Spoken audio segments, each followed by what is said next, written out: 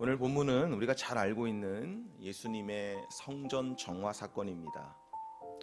우리의 성전이 그렇게 정화되어지는, 성장과 성숙이 이루어지는 우리 교회가 되어지고 저와 여러분의 그 믿음의 발걸음 될 수 있기를 축복합니다. 첫째는요, 성전의 의미를 우리가 살아내야 된다는 것입니다. 근데 예수님은 성전의 의미를 설명하시기를 그 성전은 하나님의 임재가 있는 곳이고 하나님이 인간인 우리를 만나주시는 곳이라는 거예요. 내가 이곳에 임재하겠고 너희가 이곳에서 기도할 때마다 내가 응답해 주겠다고. 그러니까 성전은 순수하게 하나님을 위한 것이 아니라 우리 인간을 위해서 하나님 당신을 제안하신 곳이 성전의 의미입니다. 성전을 통해서 하나님이 우리를 만나주시는데 하나님을 만나기 위해서는 반드시 속죄의 은혜를 누려야 된다는 거예요. 그래서 이제는 속죄의 은혜를 받은 주의 백성이 더 나아가서 생명의 삶을 살도록 성전에서 하나님이 우리를 그렇게 만들어 주신다는 것입니다. 성전이라는 개념은 일단 하나님의 임재입니다.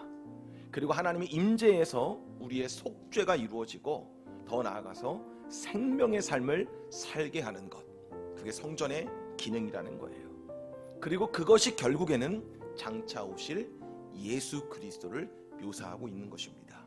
속죄 사역과 부활의 사역, 성령의 새로운 힘으로 예수 그리스도의 속죄의 은혜를 받은 우리가 이제 잠자는 자들의 첫 열매가 되신 부활하신 예수님을 따르는 하나님의 백성으로 이제는 옛사람이 아니라 생명의 삶을 살게 만드시는, 그것이 바로 우리에게 주어진 성전의 의미라는 거예요. 자, 그래서 그렇다면 우리 교회가 성전의 사명을 감당한다는 것이 뭐냐면 이 속죄의 사역을 하는 거예요.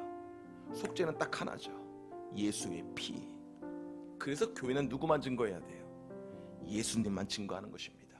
예수님의 보혈을 증거하고 예수님의 피 묻은 십자가를 증거하고 그 보혈의 능력이 얼마나 위대한지를 교회가 선포하는 거예요.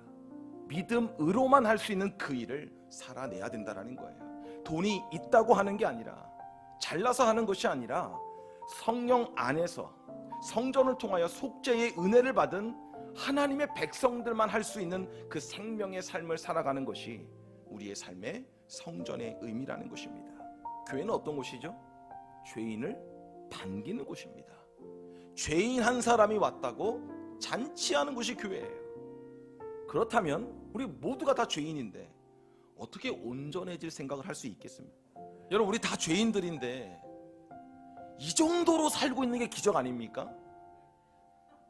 그걸 알고 있는 게 하나님의 백성 아니에요? 그죠?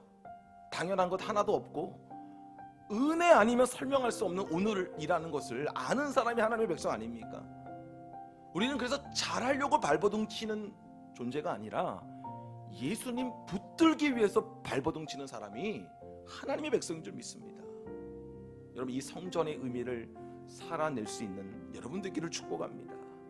그러기 위한 또 하나의 도전이 있다면 두 번째는 단순화의 능력을 회복해야 된다는 거예요. 교회하면 가장 먼저 주님이 생각나셔야 돼요.